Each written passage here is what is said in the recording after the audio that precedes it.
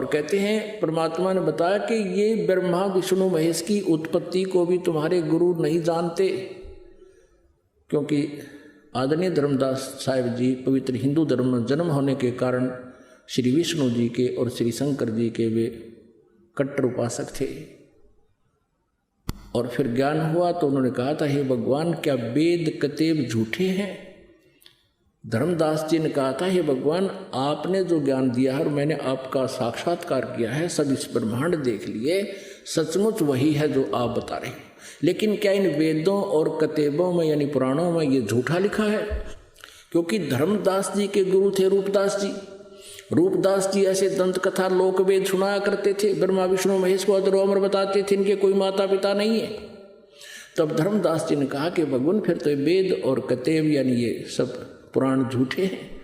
परमेश्वर कबीर जी ने कहा था, वेद कतेब झूठे नहीं भाई, और झूठे हैं जो समझे नहीं, झूठे ये तुम्हारे गुरु हैं जो इनको सदग्रंथों को समझ नहीं सके। परमात्मा ने जो बताया ये दास बता रहा, यानी कबीर परमेश्वर जी कह रहे हैं जो मैं बता रहा हूं ये सही है, इसमें लिखा है, लेकिन ये समझ नहीं सके। और परमेश्वर ने ये भी कहा था कबीर जी ने कि वेद मेरा भेद है, मैं मिलूं वेदन से नाही और जौन वेद से मैं मिलूं ये वेद जानते नहीं। यानी वो सूक्ष्म वेद सच्चिदानंद घन ब्रह्म की वाणी में परमात्मा की जानकारी है, उसके पाने की विधि है। इन 4 वेदों में परमेश्वर के पाने की विधि नहीं है, लेकिन महिमा उस पूर्ण परमात्मा की ही है। इसलिए भगवान ने 600 वर्ष पहले कबीर साहब ने कहा था कि ये वेद मेरा ही भेद बता रहे हैं, पर इनमें मेरे पाने की विधि नहीं है।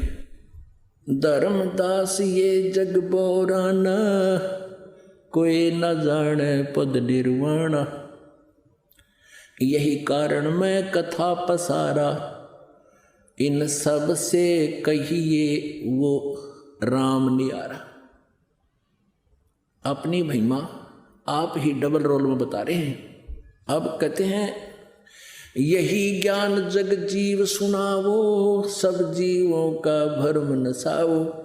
पूज्य कबीर परमेश्वर जी कहा करते थे कि धर्मदास अब मैं तुम्हें जो ये सृष्टि रचना सुनाने जा रहा हूँ, कबीर परमेश्वर जी ने सृष्टि रचना का ज्ञान दिया धर्मदास जी को और कहा था कि इसलिए मैंने तेरे को ये कथा सुनाई है सृष्टि रचना की और ब्रह्मा जी विष्णु जी और शिव जी की उत्पत्ति की, और इस कथा को सभी को सुनाओ, और बुद्धिमान व्यक्ति होगा तो हृदय से लगाएगा, स्वीकार करेगा, और मूर्ख है वो कहेगा झूठ बोल रहा है, झूठ बोल। इतने प्रमाण देखकर भी कोई ये कहे कि ये ठीक नहीं, झूठ बोल रहा है रामपाल, तो वो कैसा व्यक्ति हो सकता है? परमात्मा ने कहा कि चातुर प्राणी चोर है।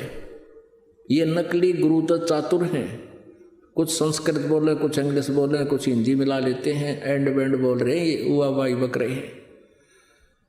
और ये चातुर प्राणी तो चोर हैं, क्योंकि सत्य से प्रीतित नहीं और इस सत्य को जनता तक जाने में बाधक बन सकते हैं, मदद नहीं कर सकते। ये चतुरता दिखाकर प्रभुता बनाए बैठे हैं, और इतने प्रमाण देखकर भी जो उनसे दूर नहीं होता, उन नकलियों से, सत्य को स्वीकार नहीं करता, वो मूड बताया है। चातुर प्राणी चोर हैं, ये मूड मुग्ध हैं ठोठे, संतों के नहीं काम के, इनको दो गल जोट। कि इतना ज्ञान समझ के भी आंखों प्रमाण देखकर भी नहीं मान रहे हैं, तो वो तो मूड मुग्ध हैं ठोठ, और वो हमारे काम के नहीं, वो तो उन्हीं के पास पड़े रहे, उन चातुरों के पास जाओ नरक में दोनों गुरु और शिष्य। धर्मदास ये जग बोराना, कोई न जाने पद निर्वाणा, यही कारण मैं कथा पसारा, जग से कहिए एक राम नियारा। यही ज्ञान जग जीव सुनावो, सब जीवों का भरम नसावो। अब मैं तुमसे कहूँ चिताई, त्रिदेवन की उत्पत्ति बाई। 600 वर्ष पहले परमात्मा कबीर देव जी कह रहे हैं कि अब मैं तुम्हें श्री ब्रह्मा विष्णु महेश जी की उत्पत्ति सुनाता हूँ, सुन जानते हैं। कुछ संक्षेप कहूँ गहुराई, सब संशय तुमरे मिट जाई। भरम गए जग वेद पुराना, आदि राम का भेद न जाना। आदि राम जो सबसे पहले के प्रभु अविनाशी जो परमात्मा है। राम राम सब जगत बखाने, आदि राम कोई बिरला जाने। ज्ञानी सुने सो हृदय लगाई, मूर्ख सुने तो गम ना पाई।